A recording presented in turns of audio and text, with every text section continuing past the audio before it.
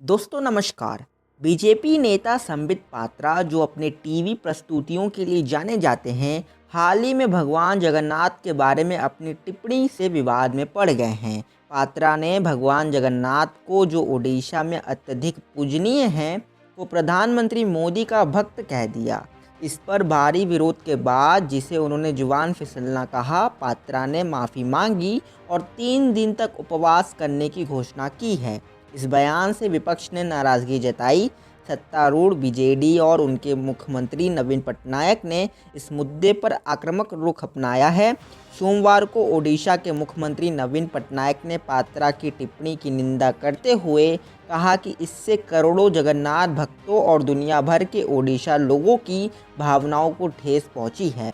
वहीं कांग्रेस प्रवक्ता सुप्रिया श्रीनेत ने एक प्रेस कॉन्फ्रेंस में बीजेपी की आलोचना करते हुए कहा कि वे हिंदू देवताओं और करोड़ों हिंदुओं की आस्था का अपमान कर रहे हैं। उन्होंने कहा कि मोदी को इसके लिए माफ़ी मांगनी होगी। सुप्रिया श्रीनेत ने कहा कि ये पहली बार नहीं है जब बीजेपी ने मोदी की तुलना हिंदू देवताओं से करके देवताओं का अपमान किया है। पूरी लोकसभा सीट के लिए संबित पात्रा की उम्मीदवारी के विश्लेषण से पहले चलिए उनके जीवन और विवादों पर नज़र डालते हैं। संबित पात्रा का जन्म 13 दिसंबर 1974 को बोकारो स्टील सिटी में हुआ था। उनके पिता रविंद्रनाथ पात्रा बोकारो स्टील प्लांट में काम करते थे। पात्रा ने अपनी स्कूली शिक्षा चिन्मय विद्यालय बोकारो से पूरी की और 1977 में ओडिशा से एमबीबीएस की डिग्री प्राप्त की। संबित पात्रा ने 2010 में राजनीति में प्रवेश किया और बीजेपी की दिल्ली इकाई के प्रवक्ता बने। उन्होंने कई बीजेपी अभियानों का नेतृत्व किया और कश्मीरी गेट से नगर निगम का चुनाव लड़ा, हालांकि वो चुनाव हार गए। 2014 में उन्हें बीजेपी का राष्ट्रीय प्रवक्ता नियुक्त किया गया, जिस पद पर वो अभी भी बैठे हुए हैं। संबित पात्रा अपनी तीव्र बुद्धिमानी और हास्य के साथ सुर्खियों में बने रहने की क्षमता के लिए जाने जाते हैं। कुछ लोग उन्हें सर्कस के जोकर के रूप में वर्णित करते हैं, जो उनकी जीवंत और आकर्षक शैली की ओर इशारा करता है। हालांकि संबित पात्रा विवादों से भी अछूते नहीं रहे हैं। उन्हें अत्यधिक भावुक और कभी कभी अपनी जुबान पर नियंत्रण खोने के लिए आलोचना का सामना करना पड़ा है। सितंबर 2017 में संबित पात्रा को ओएनजीसी बोर्ड का स्वतंत्र गैर आधिकारिक निदेशक नियुक्त किया गया था, जो 3 साल के नवीनीकरणीय कार्यालय के लिए था। बीजेपी के सक्रिय सदस्य और आधिकारिक प्रवक्ता होने के नाते इसे कंपनी अधिनियम का उल्लंघन माना गया और एनर्जी वॉचडॉग द्वारा दिल्ली हाईकोर्ट में चुनौती दी गई। फरवरी 2020 में संबित पात्रा ने पूर्व कांग्रेस विधायक नवीन खान का पाकिस्तान जिंदाबाद कहते हुए एक वीडियो ट्वीट किया था, जिसके बाद खान ने मुंबई में उनके खिलाफ शिकायत दर्ज कराई।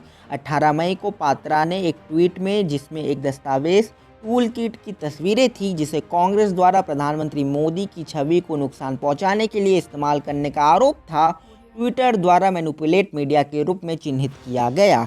2019 में एबीपी न्यूज़ के एक डिबेट में कांग्रेस प्रवक्ता गौरव वल्लभ और मौजूदा बीजेपी नेता ने संबित पात्रा से पूछा कि $5 ट्रिलियन में कितने शून्य होते हैं। संबित पात्रा इसका जवाब नहीं दे सके और राहुल गांधी पर हमला करने लगे।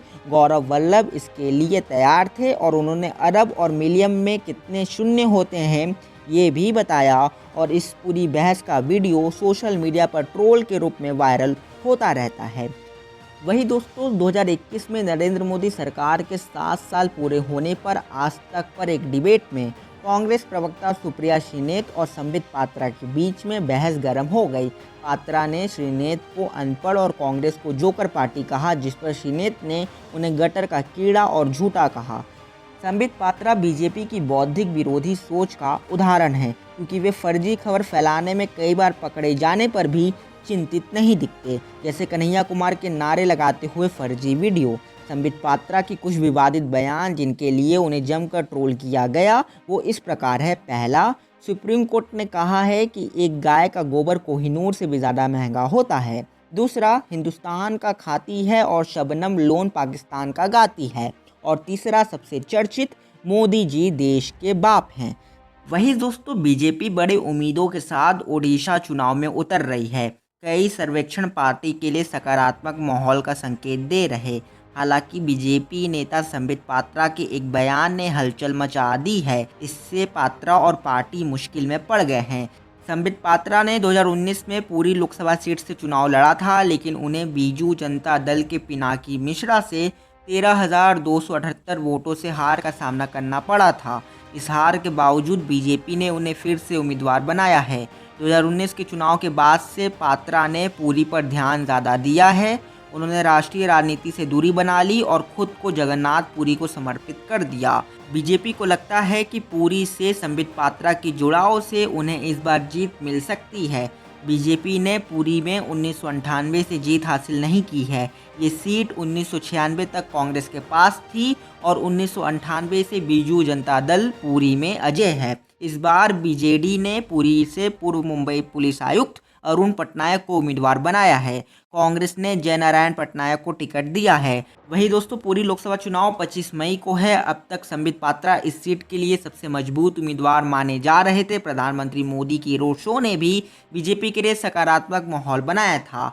हालांकि संबित पात्रा की टिप्पणियों ने बीजेपी के लिए मुश्किलें खड़ी कर दी है। संबित पात्रा ने खुद स्वीकारा कि उन्होंने गलती से कहा था कि प्रधानमंत्री मोदी के भक्त जगन्नाथ महाप्रभु हैं। हालांकि संबित पात्रा की माफ़ी क्या उन्हें चुनाव में नुकसान होने से रोक पाएगी, ये देखने वाली बात रहेगी। बाकी क्या है आपकी राय, कमेंट करके बताएं। और वीडियो अच्छा लगा तो लाइक करके चैनल को सब्सक्राइब कर लें और बने रहे हमारे साथ। मिलते हैं अगले वीडियो में। धन्यवाद।